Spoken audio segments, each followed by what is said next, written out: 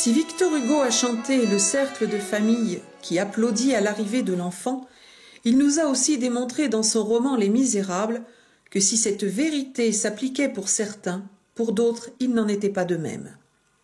La littérature ou les peintres nous révèlent une réalité très en dessous de ce que nous savons de l'enfance abandonnée. Il faudra des siècles avant une prise de conscience de l'État pour endiguer l'hémorragie de la perte des petits-enfants exposés, abandonnés ou orphelins. Pratiquée de tout temps, l'exposition des enfants était sévèrement punie. On ne reconnaissait pas aux parents le droit d'abandonner leur enfant. Les auteurs, s'ils étaient retrouvés, étaient fouettés ou marqués, et si la mort survenait, ils pouvaient même être conduits au bûcher. On remarque que François Ier exigea que les petits pensionnaires de l'Hôtel-Dieu soient vêtus de vêtements de drap rouge, symbole de charité chrétienne, d'où la vulgarisation du terme « hôpital des enfants rouges ». Jusqu'à la fin du règne de Louis XIII, il n'existait pas d'organisation spécifique pour la prise en charge des enfants trouvés. L'hôpital général s'en chargeait. Des servantes en firent un commerce scandaleux. Les enfants étaient vendus pour de prétendues opérations de magie. D'autres étaient achetés par des mendiants qui les utilisaient pour exciter la pitié. Et des nourrices, pour gagner l'indemnité allouée, ne leur offraient qu'un lait corrompu. C'est alors que les dames de la Charité alertèrent Saint Vincent de Paul, qui décida de créer un établissement dédié à la cause des enfants trouvés. Nous sommes en 1638. Saint Vincent de Paul, avec Louise de Marillac et ses filles de la Charité, mirent donc en œuvre une aide aux enfants trouvés. En 1648, leur très importante maison de la Couche, installée près du parvis de Notre-Dame à Paris, accueillait plusieurs centaines de malheureux. Ce n'est qu'en 1670, et 10 ans après la mort de Saint Vincent de Paul, qu'un édit royal officialisera son œuvre en unissant l'hôpital des enfants trouvés à l'hôpital général. Dans cet édit, il est noté: la conservation des enfants exposés est avantageuse puisque les uns peuvent devenir soldats et servir dans les troupes de Sa Majesté, les autres, ouvriers ou habitants des colonies que le roi établit pour le bien du commerce du royaume. Cette fusion assura pourtant une administration solide et une base de ressources régulières, et c'est Colbert qui proposa la réglementation dont est issue la législation actuelle. Dans la plupart des villes, là où il existe un hôpital général ou hospice, les enfants lui étaient confiés. Ils y grandissaient parmi les vieillards, les malades et les indigents. L'examen des registres paroissiaux de Saint-Jean l'Évangéliste à Châtellerault, à partir de 1652 jusqu'au XVIIIe siècle, nous indique que les abandons se faisaient le plus souvent sur les boutiques de marchands, devant les maisons de riches bourgeois, à la porte des hôpitaux ou sur la voie publique en des lieux qui ne passeraient pas inaperçus. Ce qui peut sous-entendre le souhait que l'enfant soit réellement trouvé, sauvé et élevé. Mais pour d'autres, leur survie était impossible. Je vous livre cet exemple d'un enfant trouvé le 26 décembre 1789. Le document d'archives indique ce qui suit, littéralement transcrit. Un enfant femelle, 26 décembre 1789. A comparu à 11 heures du soir à notre greffe le nommé Cartier, colon de la maison de la Folie, qui a dit qu'ayant entendu des cris d'enfants du côté de la forêt, il aurait suivi la voie pour en découvrir la cause. Arrivé à la chaussée qui forme le coin de la forêt vis-à-vis l'épare commune de Nintré, il avait trouvé un enfant étendu par terre à demi mort de froid. Touché de la situation de cet enfant, craignant qu'il ne pérît de froid ou en fût dévoré par les animaux, principalement les loups que l'on trouve fréquemment dans la forêt, il a enlevé l'enfant et l'a déposé à l'hôpital. L'enfant paraît âgé de 2 ans. Il est habillé d'une mauvaise robe de coton, commençant à articuler quelques mots qui font présumer que c'est un enfant étranger. Ses sabots sont points de la façon du pays. On peut remarquer que l'officier chargé de l'enregistrement a noté le moindre détail permettant de pouvoir l'identifier dans le futur. Ce dernier fut bien court, puisque le 7 octobre 1792, on retrouve cet enfant dans la liste des décès. Vers le milieu du XVIIIe siècle, un dispositif apparaît permettant aux mères et aux déposants de laisser l'enfant qu'ils veulent abandonner en gardant l'anonymat. Ce sont les tours d'abandon, appelées aussi tiroirs ou tourniquets, que l'on installa à la porte des hospices dans l'épaisseur du mur. Il consistait en un cylindre de bois qui pivotait sur un axe. Un côté du cylindre est ouvert, le côté fermé fait face à la rue. Rien de remarquable ne peut se voir pendant la journée. Ses fonctions ne commencent qu'à l'heure des ténèbres. Au milieu de la nuit silencieuse, on pouvait apercevoir à l'une des fenêtres de l'hospice une lampe allumée derrière un rideau de toile. Cette petite lumière qui veille, c'est la charité. Un léger tintement d'une clochette. Le cylindre de bois exécute un demi-mouvement de rotation sur lui-même. Une femme, couverte d'un châle, la tête cachée sous un voile noir, glisse furtivement. C'en est fait. Le mystère d'abandon est accompli. Un pauvre nouveau-né vient de tomber dans la fosse commune de la charité, où il perd, en commençant de vivre, son nom et son existence civile. L'enfant était aussitôt récupéré par la sœur tourière. 2 fois sur 3, les malheureux ne survivaient pas à cet abandon. Cette sorte de boîte rotative était destinée à recevoir des nourrissons, mais aussi des enfants jusqu'à un âge avancé, 5 ans et même 10 ans quelquefois. Le décret du 19 janvier 1811 généralisera le tour et en ordonnera un par chef-lieu d'arrondissement. 251 tours existaient vers 1811. Ils disparaîtront petit à petit et seront définitivement supprimés par la loi du 27 juin 1904. La loi du 28 juin 1793 a fait obligation pour la nation de se charger des enfants abandonnés qui seront désormais appelés orphelins, supprimant ainsi la discrimination qui existait entre les orphelins et les sans-nom. Les procès-verbaux d'abandon furent dressés par les juges de paix et transcrits sur le registre des actes de naissance. L'âge apparent de l'enfant, les marques extérieures, les vêtements et tout autre indice y étaient mentionnés. Mais ces mesures ont eu pour effet, contrairement à ce qui était prévu, d'encourager au rejet des enfants. Au niveau national, à la veille de la Révolution, le chiffre des abandons est estimé à 40 000, alors qu'il passe en 1815 à 80 000 et à 131 000 en 1833. La suppression des tours et le paiement d'aide aux filles mères amorça une baisse des abandons. Outre l'hôpital et contre dédommagement, des familles nourricières prirent en charge une partie de ces enfants, ce qui entraîna quelques abus. Pour éviter que certains parents abandonnent leurs enfants pour les accueillir ensuite, en tant que famille nourricière, on envoyait les enfants loin du lieu d'abandon. C'est alors qu'ils furent convoyés par terre ou par eau vers les nourrices. Ils étaient conduits par des meneurs qui les portent à dos, dans des paniers, les exposant ainsi aux intempéries. Plus tard, on utilisera des carrioles bâchées munies de nacelles, sorte de berceaux. Beaucoup d'enfants décèdent avant même d'arriver à destination. Les terres d'accueil sont la Normandie, la Picardie, le Nord, la Bourgogne, les Pays de la Loire, les Monts du Forêt. On ne connaît que les enfants pris en charge par les organismes d'assistance. Nombreux sont les enfants qui décèdent entre le moment de leur exposition et leur arrivée dans leur lieu d'accueil. Ainsi, les cimetières de la région de Vitry-le-François étaient l'ultime étape des enfants lorrains acheminés vers Paris. Il est fréquent de voir ensuite des enfants faire souche dans la région d'accueil.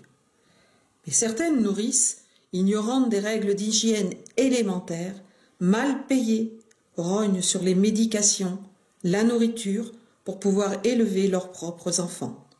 Elles deviennent des mercenaires élevant plusieurs enfants à la fois, et si un enfant trépasse, c'est regrettable, mais on en prendra un autre. Jusqu'au début du XXe siècle, l'enfant n'était pas le centre de la cellule familiale. La notion de famille se restreint au couple. Les enfants, dans les milieux aisés, sont confiés au sein d'une nourrice sur place. Et pour la classe moyenne, les enfants partent en nourrice à la campagne. La mise en nourrice était alors la norme. Talleyrand fut baptisé le jour de sa naissance en 1754 et remit, la cérémonie terminée, à sa nourrice.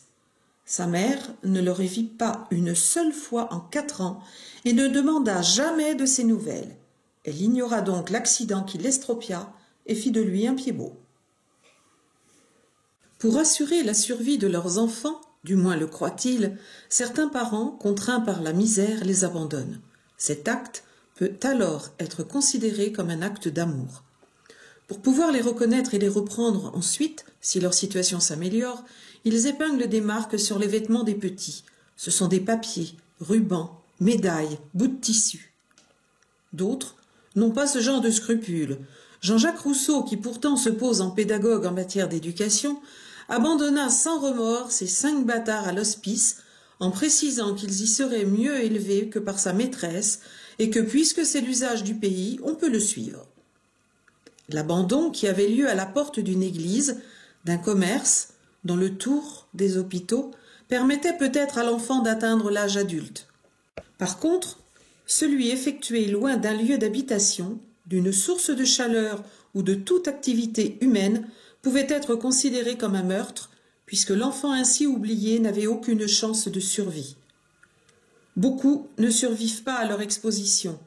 Les survivants sont une infime minorité. Pour l'ensemble des hospices du département, l'annuaire de la Vienne de 1833 comptabilise le nombre de décès par rapport au nombre d'entrées d'enfants trouvés.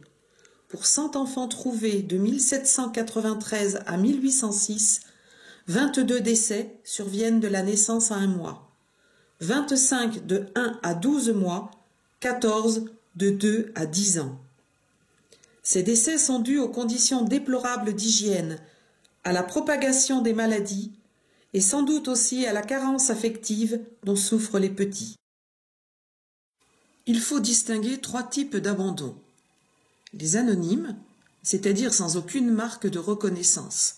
C'est alors que le lieu de dépôt est important puisqu'il laisse 2 possibilités, la destruction ou la préservation de l'enfant. Les semi-anonymes, c'est-à-dire avec une marque, une note ou un signe de reconnaissance qui permettra à l'enfant d'être récupéré. Et les non anonymes, qui concernent les enfants légitimes dont les parents miséreux ou dont la mère est pauvre ou encore délaissée par son mari sont incapables d'assurer une bouche à nourrir, les enfants naturels, les enfants illégitimes car la mère est mariée, les enfants dont les parents sont emprisonnés, les orphelins, les infirmes. Le processus d'abandon s'enchaîne ainsi. Un juge de paix dresse un procès-verbal de ses constatations sur l'enfant. Le procès-verbal est remis au service de l'état civil. L'officier d'état civil enregistre l'enfant sur le registre des naissances et lui donne 2 prénoms. Puis, le procès-verbal est consigné dans le registre des procès-verbaux des enfants assistés de l'hôpital général avec les 2 prénoms donnés par l'officier municipal. Et enfin, l'enfant est baptisé à la chapelle de l'hôpital. Nos recherches aux archives départementales à Poitiers nous ont conduit à consulter des répertoires alphabétiques et surtout des registres chronologiques d'entrée. Le livre-journal des enfants admis à l'assistance publique de 1864 à 1888 nous apporte des précisions sur l'état civil des enfants admis, leur nom d'enregistrement, leur date de naissance, le nom de leur père et mère, ou seulement de leur mère, ou de parents inconnus, leur date d'admission et leur placement en nourrice pour les plus jeunes. On observe que souvent les mères sont sans profession, domestiques, servantes, couturières, lingères, journalières, cuisinières. L'âge de ces dernières est aussi indiqué. Les plus jeunes ont 11 ans, 14 ans, 16 ans, 17 ans.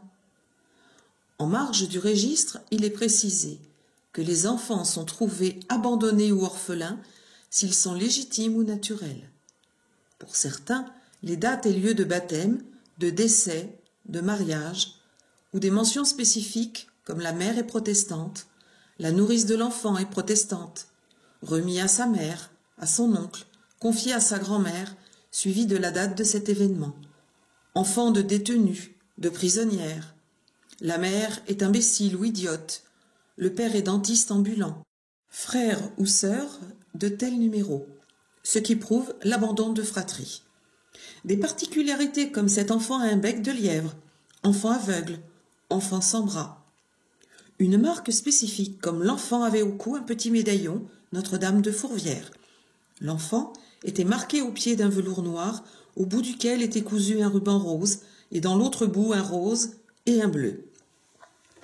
L'enfant avait pour marque un Christ en cuivre sur lequel on apercevait les lettres A et D. Enfant du sexe féminin, exposé à Poitiers le 23 décembre 1864. Dans l'église cathédrale de cette ville, à la porte dite de Saint-Michel, est trouvé à 7 heures du matin, vêtu d'une brassière en futaine blanche, de 2 mouchoirs de poche, dont un en batiste carrée blanche autour et un en coton rayé blanche autour, une petite pointe en mousseline à pois bleu, un essuie-main en toile déchiré au milieu, 3 petits bonnets en calicot, un haut de bas de coton blanc marqué du numéro 9.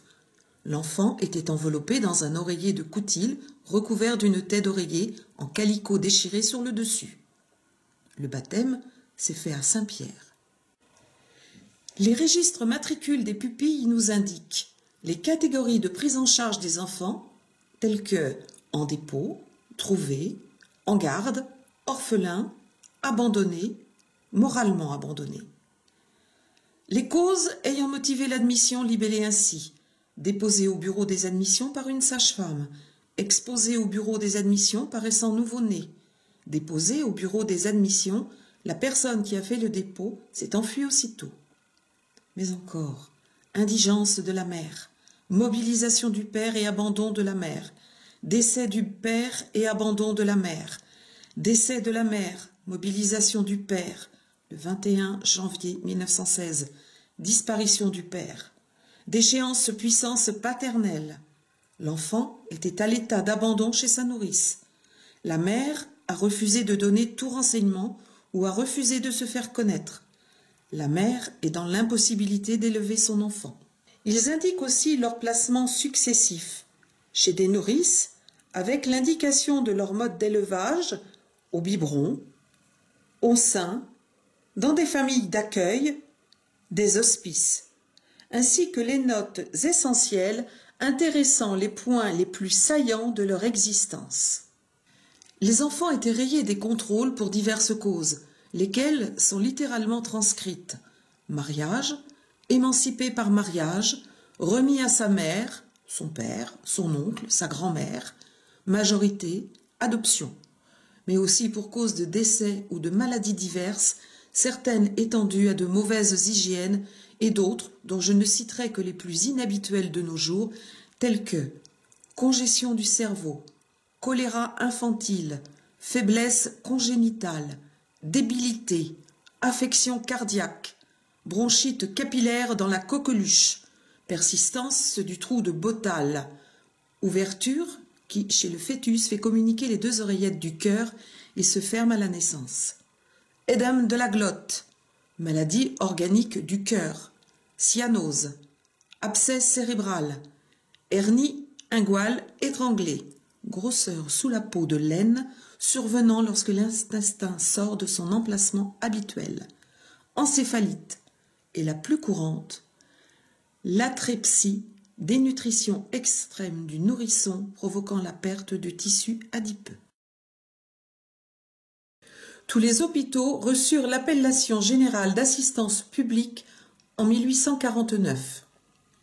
La formule du dépôt secret dans les bureaux ouverts est amorcée dès 1863. La loi de 1874 et celle de 1877 organisent la protection des enfants du premier âge. Dans chaque département, le préfet dirige le service des enfants assistés. Les enfants placés en nourrice sont surveillés par des médecins et un registre de placement est tenu par les secrétaires de mairie. L'assistance publique relative au service des enfants assistés a été détachée des hôpitaux par la loi du 30 juin 1904 qui lui a aussi donné son organisation actuelle. Une évolution notable en France a lieu avec la procédure d'adoption promulguée par le décret-loi du 29 juillet 1939 du Code de la famille qui a pour effet de confier l'enfant abandonné à un couple sans enfant, citadin et riche. La plupart des enfants adoptables du XXe et XXIe siècle en France ne sont pas orphelins. Leur famille biologique ne pouvant prendre soin d'eux, l'adoption est une solution pour trouver une famille à l'enfant. Les enfants ne sont plus placés en hospice avec des malades ou des mendiants, mais dans des foyers pour enfants, en famille d'accueil ou adoptés dans une nouvelle famille avec création de liens de filiation. En 1956, l'ensemble des services a pris le nom d'aide sociale à l'enfance. Et depuis 1985, la gestion de ces enfants est assurée par la Direction de l'action sociale de l'enfance et de la santé. Les tours d'abandon du Moyen Âge ont disparu en Europe depuis plus d'1 siècle. Mais la médiatisation de faits divers glaçants, comme l'abandon de nouveau-nés dans des poubelles, a remis au goût du jour cette pratique qui semblait d'un autre temps. L'Allemagne a été la première à réintroduire le mécanisme en avril 2000. Depuis, 10 autres pays européens l'ont adopté, comme l'Italie, la Suisse ou encore la Pologne. Aujourd'hui, plusieurs centaines de boîtes ou fenêtres à bébés sont installées sur le vieux continent. Les enfants qui auraient pu être déposés dans la rue, voire tués, peuvent y être déposés en toute discrétion. Ces boîtes sont conçues comme des couveuses. On les trouve à l'entrée des hôpitaux, sur le parvis des mairies, à proximité des églises ou dans des rues très fréquentées. De loin, elles ressemblent à de larges coffres forts vitrés. À l'intérieur, un lit auto-chauffant, une caméra et un signal d'alarme relié au centre de soins le plus proche. Sur la porte, un mode d'emploi rudimentaire indique comment ouvrir le coffre, y déposer son bébé, puis le refermer. Depuis 2000, près de 400 enfants auraient été ainsi abandonnés. À leur majorité, ces bébés récupérés grâce à ces boîtes ne peuvent avoir accès à l'identité de leurs parents, ce qui viole leur droit fondamental de connaître leurs parents. Dans les faits, le système soulève également de nombreuses interrogations. Un chercheur de l'université de Nottingham, Kevin Brown, a étudié pendant 2 ans le phénomène. Cité par le Guardian, il affirme que ce sont fréquemment des hommes ou des proches qui abandonnent l'enfant, ce qui pose des questions sur la situation de la mère et sur son consentement à cet abandon. Dans la plupart des pays européens qui les ont mises en place, les boîtes à bébés viennent pallier une absence ou un flou de la législation sur le droit d'abandonner un enfant, voire sur le droit à l'avortement. Presque toujours illégal, l'abandon d'enfants n'en est pas moins une réalité avec laquelle les États doivent composer. En France, la question ne se pose pas. Une femme a en effet le droit d'accoucher sous X, ce qui lui permet d'abandonner son bébé juste après l'accouchement. L'enfant ainsi né, lorsqu'il atteint l'âge de discernement et avec l'accord de ses représentants légaux, peut avoir accès aux informations laissées par ses parents à la naissance. Mais le système ne fait pas non plus l'unanimité et nombreux sont ceux qui réclament sa suppression. La recherche du secret de leur origine, du pourquoi de leur abandon, surtout par leur mère, car le père n'est souvent qu'un hasard, amène ces enfants devenus adultes à consulter les registres, avec l'espoir d'y trouver leur origine, car pour savoir où l'on va, il faut savoir d'où l'on vient.